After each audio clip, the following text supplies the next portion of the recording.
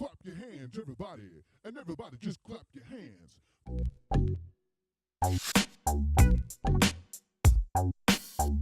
Clap your hands, everybody, and everybody just clap your hands. The definition of depth of field is the area of sharpness in front of or behind the subject you're focusing on.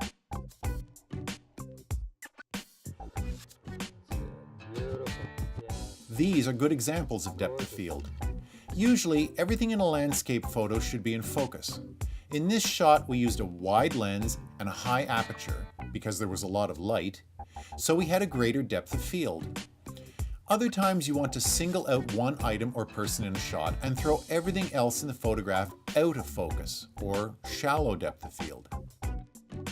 Simply by using a different aperture on your camera, known as an f-stop, be it f1.4 or wide open, or f22 or closed down, we can create far more interest in your picture, focusing more on telling a much more powerful story.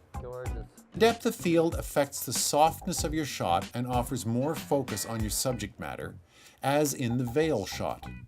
You want to look at the model as the soft focus drives your eyes to what is sharp. Remember what Struan did with his 200mm lens, where the background slammed up against the subject. By manually adjusting the aperture open to say f2.8 or f4, Struan was able to achieve that dramatic background with the soft focus. This is how aperture affects focus. If Struan had chosen a higher aperture, say f11 or f16, then he would not have been able to achieve the same effect. So keep in mind that we can adjust the ISO and shutter speed to affect the aperture. In this case, using a lower aperture, we can achieve a shallow depth of field. Now this is a lot to take in, but with practice it will come to you. This is why we mentioned that these three settings, ISO, shutter speed, and aperture, are integral to each other and all work in unison to create the optimum photograph.